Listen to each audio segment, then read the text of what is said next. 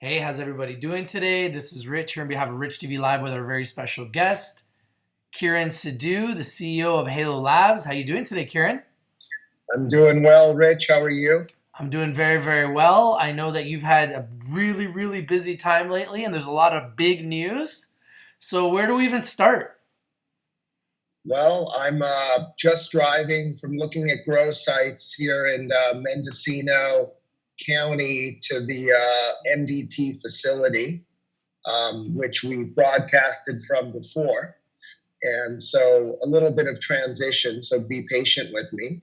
But yeah, it's been a busy time, and it's time, at least here in the Triangle now, to start getting all the clones in order to start planting in the middle of May, for harvest in late October, and having material by November. So it is actually also operationally and physically and logistically a tough time of year. And it's a little bit complicated in California and Oregon by all the travel restrictions and everything else, where now we actually have to have, at least on the California side of the border, letters to travel, site to site, because California is under a pretty strong lockdown provision. Yeah, I can't even imagine how things have just gone really, really crazy for everybody due to this coronavirus. And I did a video talking about this deal that you did with Flower Shop and G-Eazy. Right. Let's talk about that. G-Eazy is one of the biggest hip hop artists, musicians in the world. So to be able to partner with a brand like that, and I was very touched when he was talking about how it helped his mother. Um, Right. that's huge. I mean, that's massive. So It tell is. me about it. It's a big deal for us. Yeah. Of So course. when we this has been quite some time in the makings. A little bit less than a year, I would say about 9 months in the making, and that's when the courtship started. And I think we've met maybe 4 to 5 times for a couple of hours during that time period. And what we really liked about Gerald is the fact that him, Isaac, and Gabe, his partners, uh, this would be sort of exclusive, in the sense that this would be their cannabis vehicle, and we would be sort of their exclusive partner in the cannabis space Woo! as we bring them in, right? So That's huge. That's yeah, so it is. It big. is. Oh my Yeah, goodness. Kieran, and love it. yeah, and the thing about him is he grew up in Oakland. He's a huge Raiders fan. I'm a huge Raiders fan, so That's that's a awesome. plus. That is Nothing awesome. against any other football team, and he's really well known in California, and that's where we're going to begin our push, right? So obviously, when Canopy did the deal with Drake, I mean, he's a huge rapper, and he's Canadian based, so that made a lot of sense. And for us, G-Eazy makes a lot of sense because we're West Coast based and he's West Coast based. And his mom has been a medicinal cannabis user, he said, since he was born. Wow. Uh, and he's and it takes a while with these deals. No matter what I've learned, is what you write down on paper. It's really critical, for both parties to be aligned in their philosophies and what they're going to do. And so, Gabe and Isaac are, Isaac's background being he was an executive at Twitter, and Gabe's background from the Fashion Institute of Technology in New York, the same school that Steve McQueen went to, is just a brilliant designer. And, we've spent a lot of time working on their flower shop designs. They, for instance, are going to put flower in vases and really cool stuff. And they really believe that the concept of flowers and happiness and cannabis, it all sort of ties together. And so we're now aggressively looking at launching that sort of as Halo's principal high-end brand. Over, let's say, the next 3 months to 4 months, we'll launch it. And in California, we have Hush on the value end. And so now with Flower Shop, we'll tie that into the high end. And now it's just a question of gearing up all of our efforts towards that, and gearing our staff up here in Mendocino to do that. And so I'll be spending a lot of time up here in Mendocino working on that. And I plan later this week to meet Gabe and Isaac on my way down to Southern California. And, depending on all this social distancing, sit with G and his manager as well in Southern California, hopefully, early this week, subject to all this social distancing stuff. Oh my goodness. So let me ask you a question. When you're with him, can we go live? I don't know about that, but I'll try to get something done with that. Ask him. Just ask him. Like 2 minutes. I will. 2 minutes with G-Eazy? Oh my goodness. Yeah, I'm a huge I'll fan. ask him. I'm a huge fan of G-Eazy's, man. Huge fan.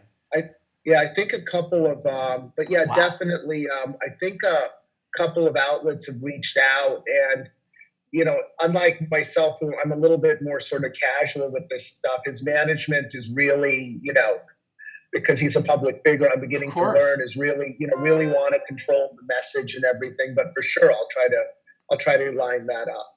I mean, that would be epic for our community. I just know, right. Like people will go nuts. Right. He's dropping an album right now, as they call it, or he's in the studio with an album that he's going to release sometime, let's say, over the next 2 to 4 weeks. That's awesome. And hopefully there'll be some pro cannabis stuff in there and other stuff. But he's been really good. And, he put us on his Instagram feed, I think, on Friday, and he's been really. He's really up for this. And keep in mind, it's not like we're paying for a celebrity endorsement. I mean, we're investing in a company that he is, he's a shareholder, a member. It's an LLC technically in with his partners. Right? So he's got a brand, Flower Shop. Right. He's looking to expand his brand, and he's partnered with Halo Labs to grow his brand. Right. And essentially has an exclusive partnership with you guys.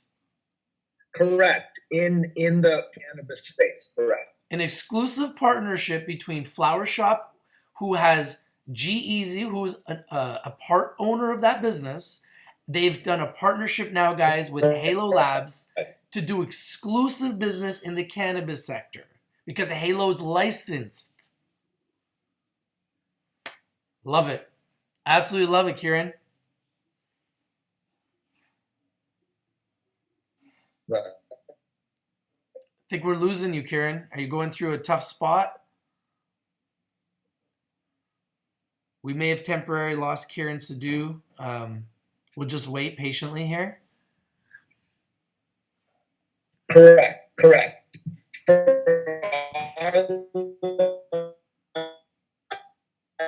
having some technical difficulties.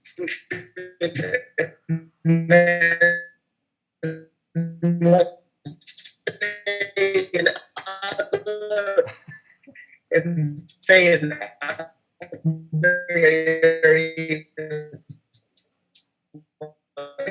Illinois and other places. Oh, we lost Kiran. Let's just wait for him to join us again, guys. I apologize. He's on his cell phone, and there we go. There we go. Yeah. Hey, my man. Sorry about that. It's all good. Can you turn your phone sideways? Yeah, sure. There you go. Perfect. Even better. Even better. Yeah, I'm just popping in the facility, so let me. Yeah, can you give us a tour? Maybe give us a little tour. You guys want to see a tour? You guys have been through here before, but I can show you again. Let me take my sunglasses. We might have some new people here with us. We may have some people that haven't seen the other videos. Love to get a tour. So this is the. Let me figure out how to pop this around. So this is our downstairs of the MDT facility, which is really tight. Here's our compliance officer. How's it going? How you doing? How you doing? He's going to say hi. So he's monitoring, all the stuff that's coming in, all the different products there, making sure everything ties to what's known as metric. And, right now, I think these guys are what we call gramming out and preparing pups for delivery these are pucks alive resin. Looks like we're doing Gramming out.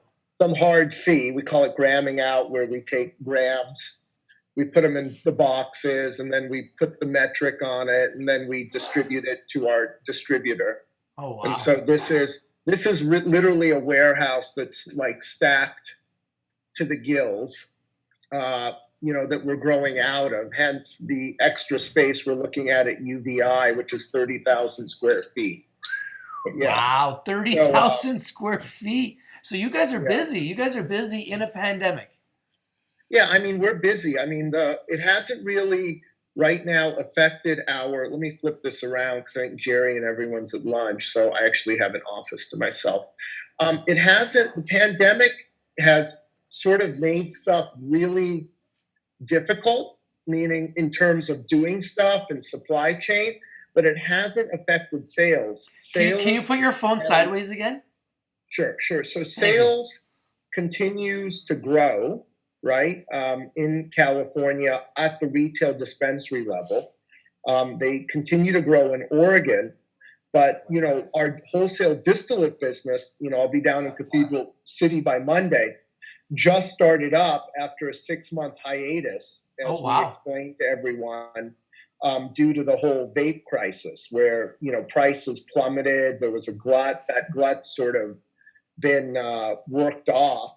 And now we have a really cool technology we've sort of developed ourselves. Others may have something similar, where we can remediate and clean up what was worthless, dirty oil now and make it worth something that was full of pesticides or had low THC content through a filtration process on the back end of our butane columns.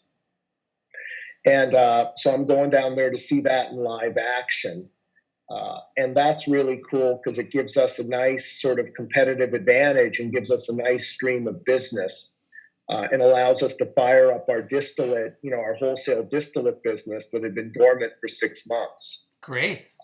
So right now in Q2, right now we're sort of, in my opinion, firing on all cylinders. Nice. And, going to start to tap our cash reserves now to start, growing the business substantially in California. Great. And I think a lot of people don't understand this concept of a manufacturing business. And that is, for every dollar of sales, we increase, we need at least $3 to $4 of working capital behind us, because it takes us to go from, let's say, raw material to those finished goods I showed you out there. It takes us a substantial amount of time, right? So it takes us, say, somewhere between 60 to 90 days from the time we get raw material to actually, ship it to a client. And then it takes us in California another 30 to 60 days to collect the money. Wow. So it's again, the marijuana business is a working capital intensive business. And that's part of the reason you've seen these like enormous sort of working capital lines being deployed by really successful companies like True Relief. I think Aurora's right now going through a refinancing too, because you're so working capital intensive in this business. And that leads to the next question. We have quite a few people here that have been shareholders of Halo Labs. Right. Some of them are saying that you guys are doing a lot of acquisitions, but you're using your shares, so it's creating dilution. What do you say to those shareholders that are literally watching right now? Well, the reason we've used our shares in lieu of cash is because the cost of capital is enormously high right now, right? If you have Harvest out there doing a 15% senior secured line with warrants, would you as a shareholder rather us do something like that and then maybe suffer a fate like Ianthus did, right? Or like Diomed did, where all of a sudden one day you wake up and your equity is worthless? Or would you rather use equity for acquisitions that'll pay back in less than 2 years?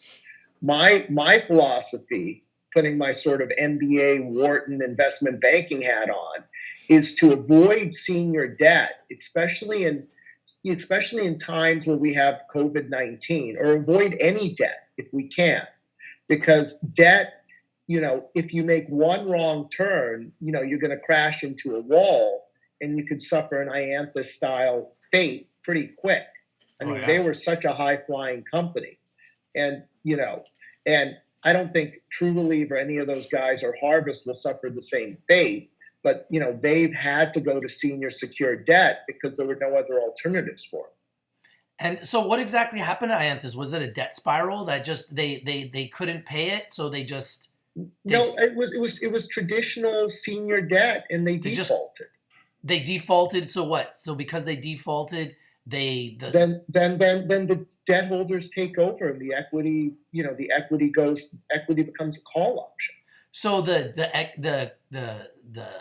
It's holders it's took it's over the company now. They've taken over the they're in the company. process of it, from what I can Wow. tell, if you look at the stuff. Wow, wow, wow. See, But the same thing happened I at haven't paid FieldNet. attention. I just heard it crashed. I didn't know what happened, but Yeah, that's and that brutal. but that's the issue you get into with debt. So yeah, I don't think you're going to see as many small acquisitions from us, because now we have a great sort of portfolio of product.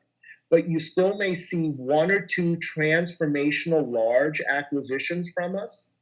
But again, we're shareholders as well. So, when we look at dilution, a lot of people keep saying the word dilution, dilution, dilution, and people don't use the word accretion. So the question people should ask is, you put out shares, and so when do you think an acquisition will be accretive? And I'm going to post our earnings call. We gave nasal Benoit as an example of when we think it'll be accretive. When do we think the acquisition of the dispensary in NoHo will be accretive? It'll probably be accretive within the first 6 months of operation. But we Wow. paid $3 to $4 million for a primo license, on Hesby and Lancashire, right at the gateway of NoHo, right by the metro station. And in terms, we paid maybe $4 million for that license and that leasehold. Right. So people are, you can be really critical, but at the same time, if you're damned if you do and you're damned if you don't, and you got to do in order to, grow revenues and position the company, starting in Q2, Q3, and Q4, on a path to profitability. It's really critical to do some acquisitions. But You guys have done some I hear incredible. You guys have done some I hear incredible what people say. acquisitions. Yeah. Let's talk about that. Your acquisitions to get into Canada. Can you give us an update on Right. that? Well, a lot of people have been asking about that, and that's with the AGLC. So we've submitted everything the AGLC, or what they're called, the Alberta Gaming and Liquor, I think, Control Board or Commission. I just can't remember jurisdiction to jurisdiction, the technical name. Yeah. But we've given them everything. But again, they're operating on a COVID schedule. So they're obviously delayed, even though they won't say that they're delayed. Maybe they have. I haven't checked. But last I checked, everything's into them, and we're just waiting for their approvals. That's going to be great. That's going to be huge. And so we can't move. It's the same thing in Los Angeles with the NoHo dispensary. We're waiting for their approval. They're on a skeleton crew. Same thing in Lesotho. We've given them everything they need. We're just waiting for approvals. So the and it's just a question of COVID-19 has waiting. affected you guys as well. Then I mean, essentially, it's just Well, it's affected our ability to close transactions, but at the same time, in NoHo, we're looking at a Q3 opening. We're still there. If we have an issue, we'll transmit it. For the Alberta stores, we're still within the guidelines of what we set up. Could it have an impact? Yes, it could. And we put that out in our financial statements, our MD&A, and our forward, and all our guidance, saying that, look, this whole COVID thing, we don't know. We don't know if governments, some states are relaxing lockdowns. We have other states that are extending lockdowns. So we just don't know. But one thing we know is that we haven't seen an impact on sales. So as long as we can keep supply chain going, our sales should be growing, consistently. And now that we put our bulk distillate up, we'll have that business that we had last year, Q1, Q2, and Q3, coming back up over Q2. That's great news.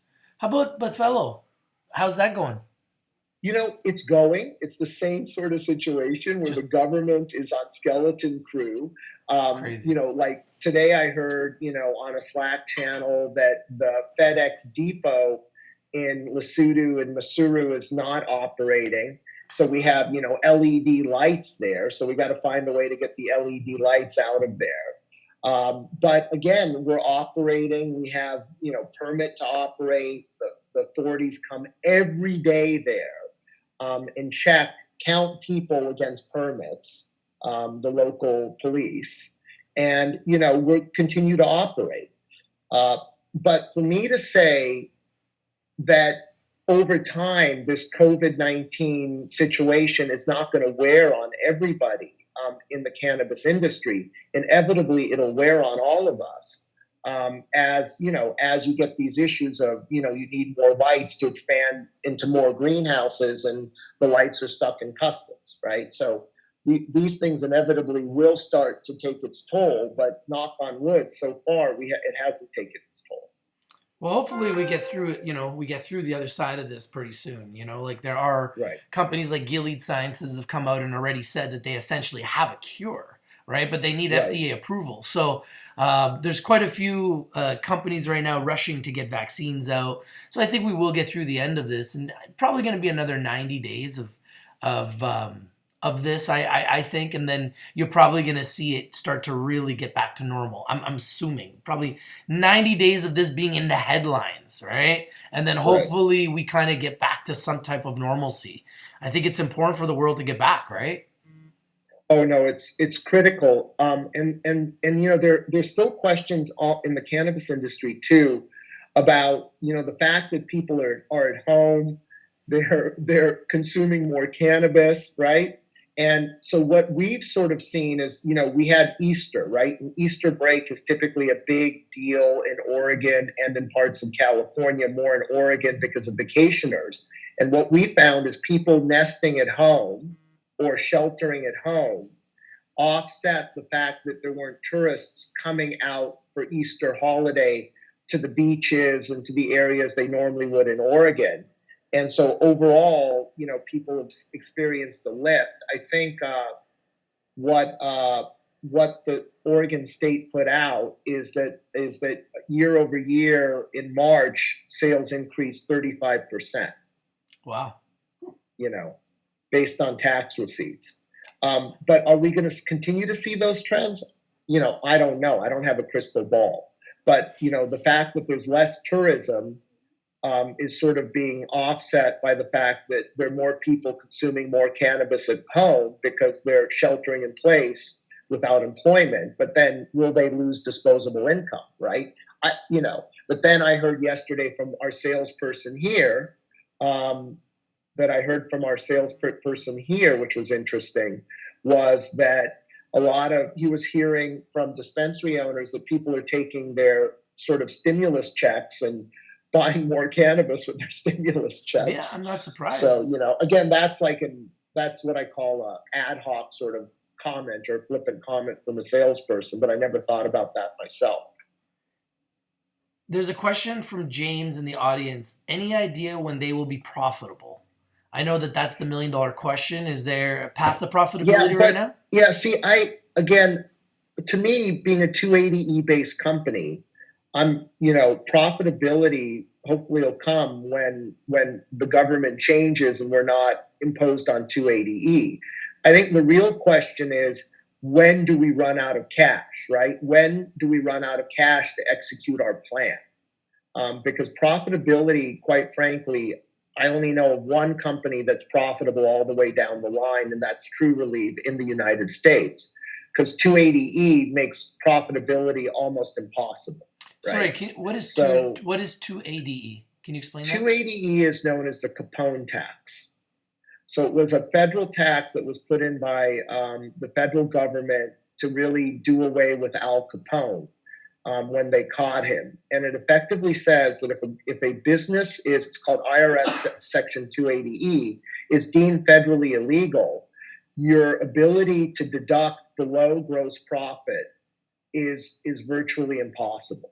So you're taxed on gross profit, so be it depreciation, be it interest, be it my salaries, be it anything below the line, you cannot deduct. Wow. And that hopefully will change soon, but a lot of people aren't aware of that. So a lot of people talking about profitability, when they talk about profitability, they talk about EBITDA. What I focus on is cash flow. So the question I ask myself is, when will we be cash flow positive? And that, again, we don't give forward guidance, but that's something we're working towards. And if everything falls in place, it'll be sooner rather than later. But again, we don't give forward guidance. But, this metric of, after tax or PAT, I think maybe True Relieve's the only people who realize that I've seen. So how are you guys with your balance sheet though? Are you guys okay? Is it Very healthy? strong. Again, I don't look at our competitors and where they're at as much, but I know our balance sheet, if you look at it at 12/31, you look at our current assets minus our current liabilities, you look at our inventory on hand, you look at our cash. I mean, we're doing quite strong. I mean, we're looking quite good, and I'm not losing sleep over right now running out of cash or running out of capital to implement our plans. Very good. Very good. Yeah. Now, what is it like right now with, because I'm seeing Pelosi talking about how she wants to loosen up things with cannabis. Well, yeah, I mean, like the government's got to make some moves now, right? Like they're making moves in every sector. Why not the cannabis sector?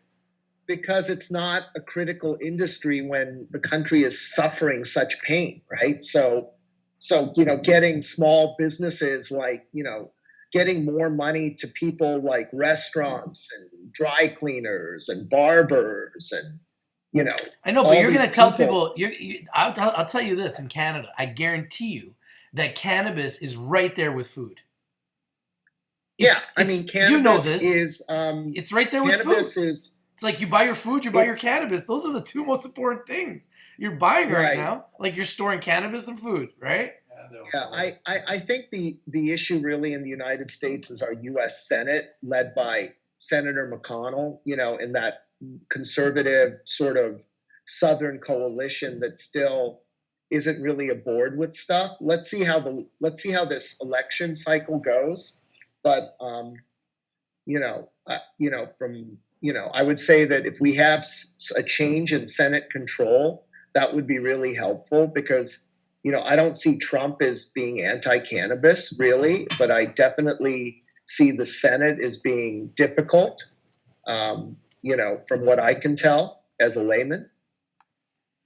The Buffalo's closed, right?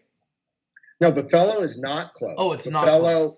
Okay. It's not closed. We're just waiting for the Central Bank of Lesotho to approve the transaction. Okay. But we've had operating control of that asset for the last 6 to 9 months. Okay. Right? So we're just waiting for that last stamp. And again, it's the same issue that they're in shelter in place and they're much more draconian than us. And so, approving our transaction is not at the top of the list right now for the few people that are left at the central bank, right? Everyone else is sheltering at home. And in Lesotho, they have no reported cases of COVID. Oh, wow. At this time.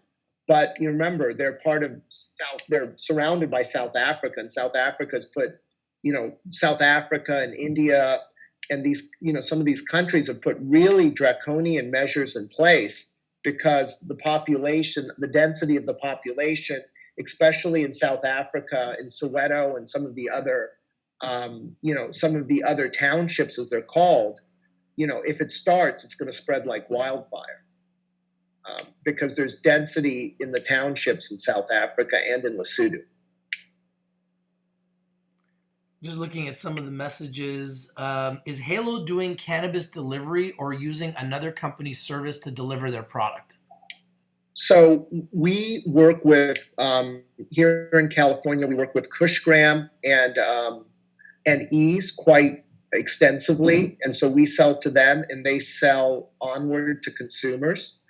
Uh, we're also working with Kaliva, that's trying to compete in that space as well, trying to get more products on deck.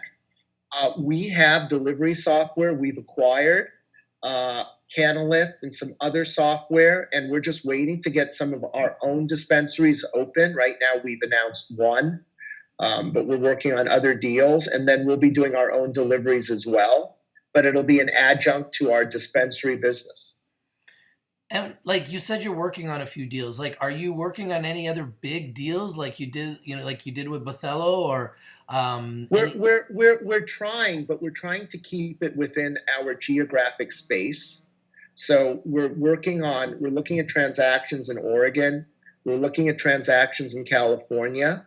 And in Africa right now we're not. I mean, it's interesting that Canopy gave back to their local partners that facility, because in our mind that facility is really dressed up, but it really hasn't fired on all cylinders. And to us, outside of California and Oregon right now, where we think we have a lot of upside, and we in terms of dispensary penetration, Buffalo to us is really going to be the centerpiece of our strategy outside of North America, Very what good. I call a rest of the world strategy. I like So that. right now, I think we have a lot of assets, but at the same time, if we can pick up assets that are accretive and not dilutive in Oregon and in particular in California, we're going to do that. Uh, Canada is it. We said we've built a little bit of a base, so we're planning to build a little bit of a base in Alberta, and we're going to look for to build out of that base in Alberta. There, we think that there's excess LP capacity versus retail capacity. So that's why we focused on retail. And then what we can do is white label our products, be the nasal product, be it the dab tabs, be it our scissor, be it our gummies. Uh, we can white label that through the numerous LPs that are offering white labeling services. Right. I just saw, for instance, Namaste did a deal with Adestra, which is a great group. I've seen that Emerald did a deal with, I think it was Valens, to take over their facilities. So there seems to be a lot of people up in Canada right now. There seems to be excess sort of what I call LP and oil capacity, and it seems to be consolidating down. There's another question here from Asher. He asks, is Kiran open to extending the warrant expiry for April 2021 or December 2020? That's something we're considering to do that. It's, again, that's more a legal question and a board question, but, everything's on the table right now, including be it warrant extension. I saw that Emerald actually reduced the strike price on their warrants, and I've seen a few people do that as well to encourage exercise. But I would not say, I would say that it's not off the table, but it's not something that, it's still not something, how do I say, that we're feverishly working on, but it's definitely on my list of items, and a few people have raised that point with me. Do you guys have a plan if Buffalo takes a long time to get closed? Any contingency plan there? Well, I don't think it's going to take a long time, because we've been assured by this, Louisa has been assured by, not ourselves, but she's been assured by the governor of the bank, the deputy prime minister, that it's going to close, and it's going to close quickly. That being said, even if it takes 30 to 60 days, we're still not ready to ship flour. And right now, selfishly, from the company's perspective, Louisa and Granny, who are ultra high net worth individuals, are stroking the working capital checks. Great. Right? So, in a weird way, we're anxious to close it. But in the same way, the fact that it hasn't closed has reduced our overall cash burn and our cash requirement as they carry it right now. Oh, that's good news. Yeah. How about this is from James. Any idea when the dispensary in Northern Hollywood will be open?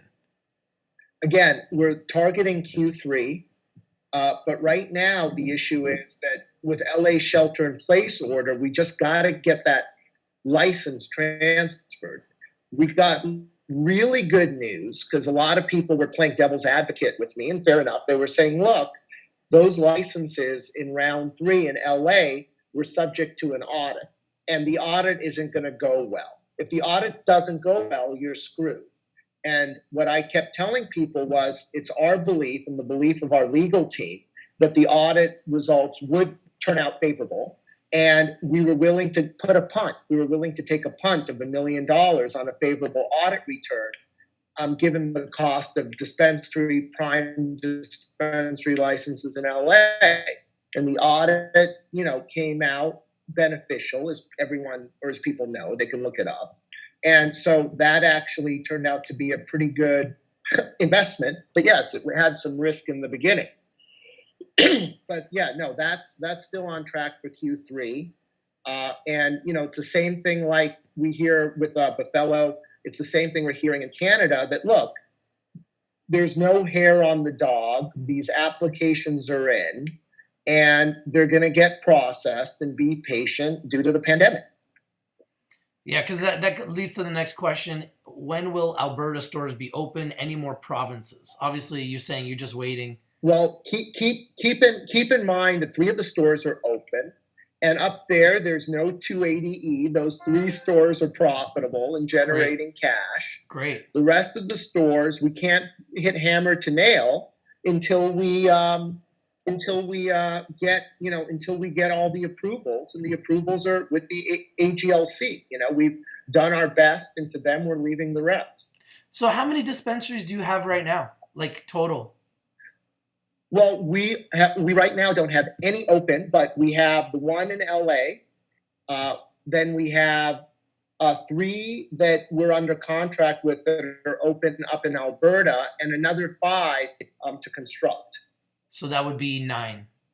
That would be 9, but we're looking at more and more in LA, because I think what people are beginning to realize, the one-off owners right now, and that's where maybe the pandemic has been a little bit helpful. There are a lot of one-off owners that didn't have robust delivery businesses that are now looking to divest their dispensaries. And, our market cap's $50 million, and Cresco's is what, $500 million, and Harvest is $750 million, and Cura's $2 billion. So those guys aren't looking at these 1 to 2 offers, right? So if Cresco comes and takes down a dispensary, they're not going to take down a dispensary. They're going to take down a chain of dispensaries, but there are not that many chains of dispensaries left in California. And the ones that are, be it Connected or Cookies, they themselves have $100 million plus valuations on a private basis. So we're I think we're in a little bit of a sweet spot, because we're a smaller company where, getting a dispensary that's doing 8 to 10 million a year in revenue actually has a meaningful impact to us. Of course. Whereas to others, it's not worth their time given their market caps. Yeah, that makes sense. But I mean, that's the way to go. I mean, that's what True Leaf did, right? I mean, they have 47 dispensaries? Yeah, they were much more of an organic grow philosophy in a limited license state, right? With us, we're much more of an aggregation philosophy, because those permits take time. So there are people who actually specialize in acquiring permits, bundling packages, and selling them onward. And right now, the people that they would sell them onward to are no longer in the hunt, or have outgrown their services, which leaves us in a little bit of a sweet spot. I have a question here from RD Sully. He says, what's Kiran's opinion on Canopy getting out of Buffalo's market? For me, it's great, because in the sense that it allows me to partner with the local guys now who we know fairly well, our shareholders know fairly well. And, right now we're discussing, as I said on the call yesterday, we're discussing combining our efforts on the export side, because they're CBD or hemp heavy and we're THC heavy. So together we have a pretty full menu. if we work together to, export large bulk deals, be it to Spain, be it to Malta, be it, to wherever we can export. So there's an opportunity. We ourselves are going to start doing more CBD heavy strains in Lesotho as well over time. But right now we focused on THC and they focused more on CBD. So there's a bunch of CBD flower they need to move. And, we're quite frankly right now in a better position than them from an export basis. Okay, great. Paulo asks, Kiran has spoken about accretion versus dilution in regards to all these deals and acquisitions. Can he elaborate as to a timeline for these deals to start returning profits? 2 years. Our metric is 2 years. 24 months is when they start returning profits. It's a 2-year process, right? It's not you're never going to get anything accreting, within a month or 2 months. So it'll take us 2 years to get those things off.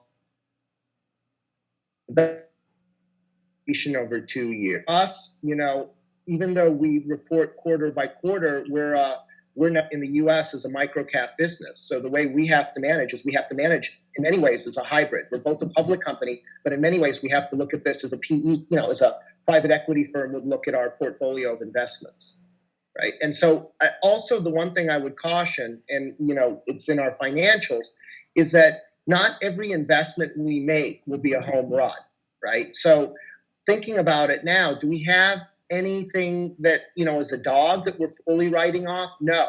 But over time, like a PE firm, you're going to make investments and some are going to perform, 10 times better. And those will be 1 out of 2. And then some of them you're going to have to write off.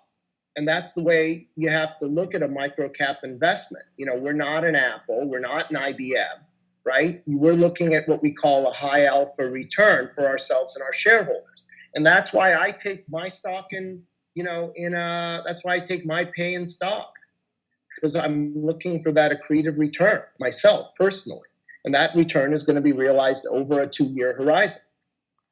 Okay, great. I have a question from Asher. He says, please ask where the high-end indoor supply will come for Feel Better brand. Should we expect acquisition or partnership with farms? Well, I would say probably more partnerships. I'm headed down here. They're like in California, there are really 2 large growing belts. So the first large growing belt is up here in Mendocino, where we're really at the heart of the triangle, right? Or towards the southern tip. And then the other big growing part is the Central Valley on the western part of the mountains, which is Salinas. Let's call it Salinas. Let's call it Watsonville, Santa Cruz, all the way down to Santa Barbara, right? And so I'm actually headed down there to look at space to contract out for growing in greenhouses. Up here, we have that partnership with UVI that we own, I think, 20% of. So we're looking at that space as well to put an indoor in. But keep in mind that even if you had a turnkey indoor facility with 1,000 lights and you dropped in your clones today, again, that's a 9-month cycle, right? So it's much better to go outdoors and to go into greenhouses as opposed to trying to fire up indoor right now. Concurrently, we'll fire up indoor, but indoor takes 6 to 9 months to get going unless you're going to buy something turnkey. And there isn't a lot of turnkey indoor for sale in California right now. I have a question. It says, what are some next products to look forward to coming from you guys? Any new brands or ingestion methods? Yeah, definitely the nasal. Definitely the nasal. Let me show it to you. I have it here actually, guys, because I keep it with me because the thing is just so perfect, right? Nasal THC? Yeah, this is nasal CBD, but we're doing the THC formulation. So effectively, you have this device, right? Yeah. And you just, in there, I have probably, let's say, 2 to 3 milligrams of THC, 2 to 3, plus a eucalyptus embedded in a eucalyptus formulation. Wow. And right there, you have the instant effect. I'd say now you have the effect of the THC. of the CBD. So we're going to come out with 15 SKUs of this product in California, either under our brand or under Feel Better, which will be 5 formulations like lavender, chamomile, eucalyptus, menthol, 5 formulations that are already pre-done, pre-tested in the nasal benoid acquisition. We're going to do CBD, THC, and THC CBD. So 3 variants, 5 flavors, 15 SKUs. Wow. Right? We're going to do the same thing with our edibles. I can pop up here, see if I have them to show you guys real quick. But this is the kitchen we got from Jeff at Outer Galactic Chocolates, which we're just putting in place to launch our edibles in California, right? It's a little, it's just starting up. But here we have ample kitchen space to start doing our gummies. Here's Jeff. Hi, Jeff. So Jeff Stewart he's a award-winning confectioner. Jeff's actually won the Emerald Cup for the best chocolate in California, which is a big deal. And he's done a lot of different stuff. And so, we have the walk-ins, and Jeff's right now working on putting our edibles plan in place, in this facility here, where we think we can get out edibles. It's just starting up, but we think we can get out. There's his Outer Galactic Chocolates that won the Emerald Cup in 2017. And what we think we can do here is, again, do a 15 SKU, 10 by 10, I call it. So we would do 10 microdoses per package. And each microdose is 10 milligrams, which is 100 milligrams total per pack. And we would do 5 flavors. Same with a tincture. And I'll show you. So here's some of the samples in our conference room that we were looking at the other day. So these are the sort of medicated samples we were looking at to just flavor test. So I think this will be out. Hopefully, I'm telling everyone, pushing everyone to get the packaging and everything done in 60 days and launch in California. But we think we can give, Plus, Kiva, and Wild now a good run for their money, because our cost of distillate is so much lower than theirs because they buy it and we make it. That's Similarly, we have that super filtration technology, so we can take everyone else's dirty distillate, which we think the ton caught in the metric system, and then effectively where people are paying, let's say they pay, maybe 50 cents per milligram of or 5 cents per milligram of THC, we think we can start delivering the same for 3 to 4 cents. So that gives us a good advantage. I got a couple more questions here. We've been live for 47 minutes. We got 57 people watching. A lot of shareholders, Kiran, that are very impressed with you, like usual, because you love to be very, very transparent. You're showing the inside of your facilities. You're answering everybody's questions as honest as anyone could really ask. Are you concerned at all with spreading the company too thin and taking on so many different projects or acquisitions all at once? Every day. Every day I'm concerned with it, right?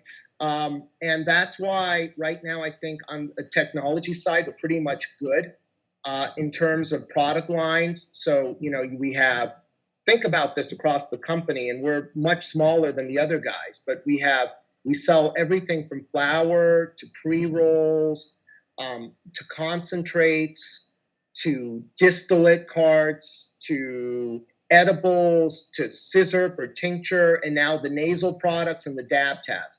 So we've been able to successfully do almost all of that in Oregon. Now we just want to replicate it into California.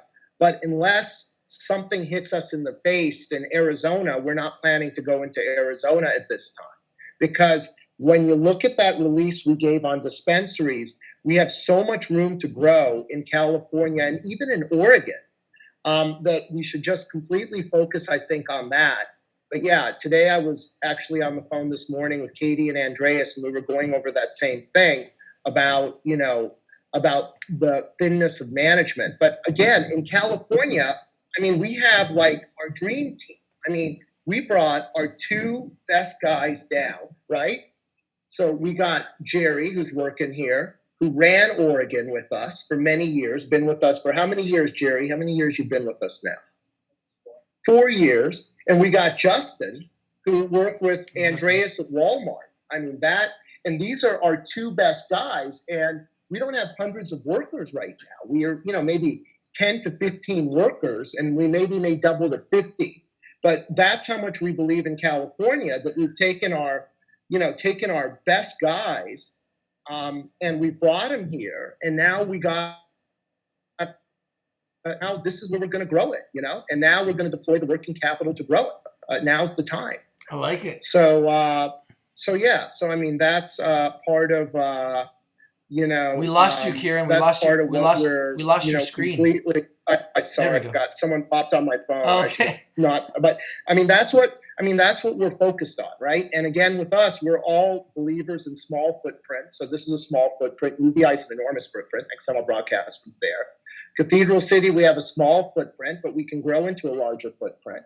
So, with us, you're right that, there's a concern about stretching too thin. And that's at least what I'm completely focused on right now, is making sure that we don't stretch too thin.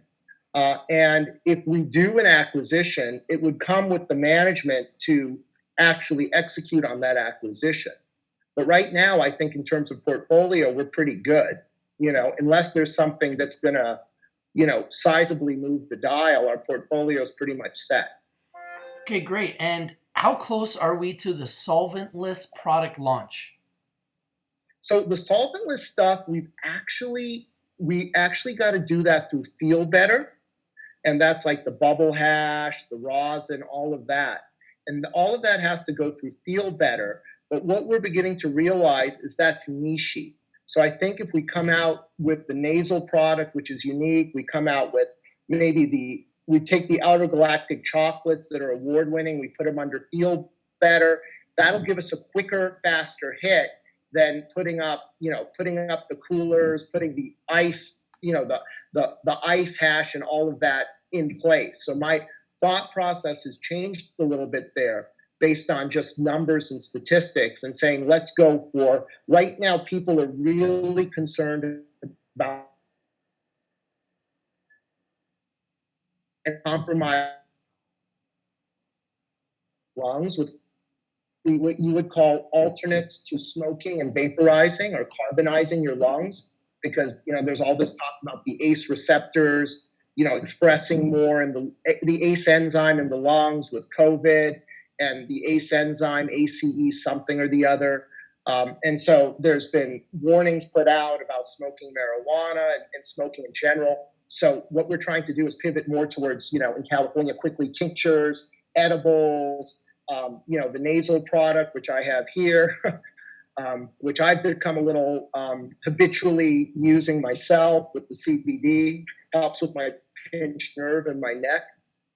So no, it's, I think that's a fair question. It's something we'll do, but again, that may be a case of spreading ourselves too thin, That may be a good example where let's focus on what we do and we do well and just implement it in California. There's a question here. I think I already know the answer, but I would like you to answer it. Is Kiran's ultimate goal to sell the company down the line? Listen, hopefully, if we have a great exit for our shareholders, that would be totally awesome. But right now, no one's buying anything right now. We're one of the few people out there actually doing deals. Everyone's circling wagons. Yeah. And you'll probably see less deals from us, but larger deals in the future. But again, the point is that right now, we're not even there. Right now, I think when someone said, look, can you get to profitability? In my mind is, can I get to positive cash flow? When can I get to positive cash flow?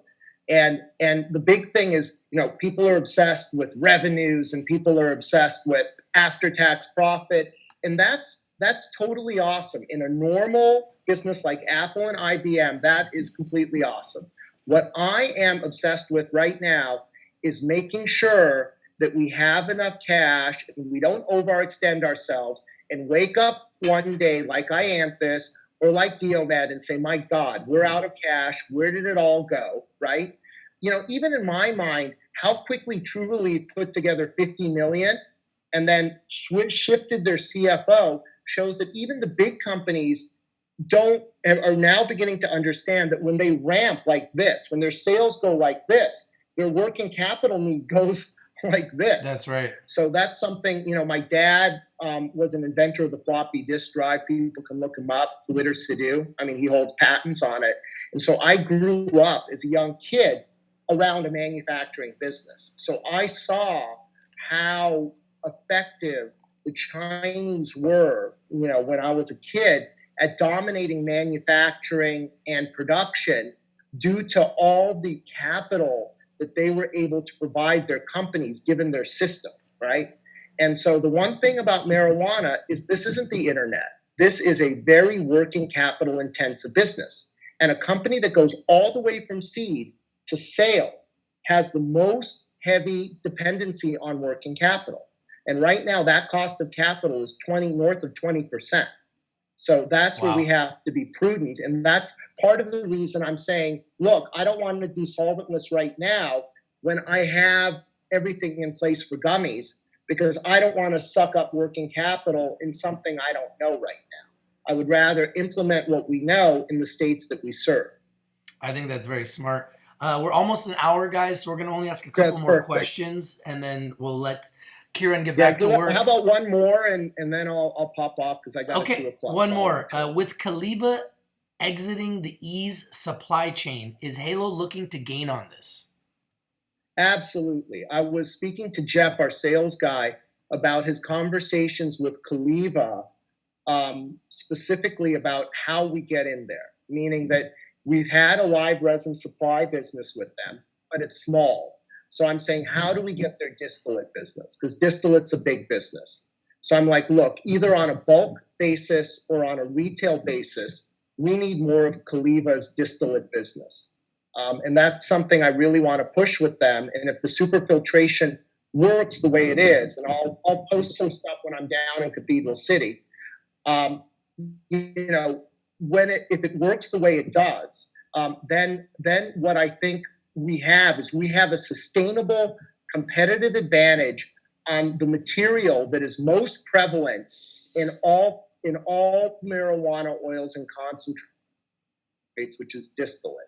And the key is to maintain that sustainable competitive advantage for as long as we can. That's actually, to me right now, in my mind, a golden ticket. Is that if we can remediate, let's say, 70% of the pesticides that are just stuck in the California system, it would just 70%, not in terms of quantity, but in terms of type.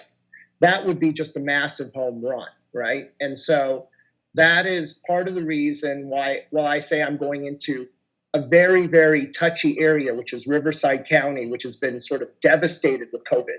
And they're requiring all sorts of permits to even get a Airbnb or even a hotel room, because they're diverting all the hotel rooms to homeless people. And people can look this up by Googling Riverside County and look at the declarations. And a lot of people say, well, you're kind of nutty to go there, especially my parents and my kids, given the situation. But I'm saying, look, that's where we're dealt. And, we can work, but I'm going to go there and I want to see with my own hands and make sure that remediation process is working and it's scalable. Yeah, just be careful with that. That's crazy. Yeah, definitely. That's intense, man. Well, listen, Kiran, thank you so much once again for all of your, wisdom. And I don't know another CEO I do this with as often as with you, and I really enjoy it. And every time we talk, I'm learning more and more, my friend. So thank you once again for your time. I know you're busy. I'm going to let you go now. And congratulations on your deal with Flower Shop and G-Eazy. And continue all your hard work and effort. And we'll love to have you on our show again soon. Yeah, definitely. Thanks, everybody. Take care. Thank you. Kiran Sidhu, everybody, the CEO of Halo Labs. Thank you guys for watching. This is Rich from Rich TV Live. If you're not winning, you're not watching. That is Kiran Sidhu, the CEO of Halo Labs. with Rich from Rich to Be Live. Thank you guys for being here. Thank you for watching. Have yourselves a great day. If you guys have any other questions, if you have any concerns, anything, drop it in the comment section. Smash the like button. If you haven't subscribed, subscribe for more updates. This is Rich from Rich to Be Live with Kiran Sidhu from Halo Labs. Have yourselves a great day.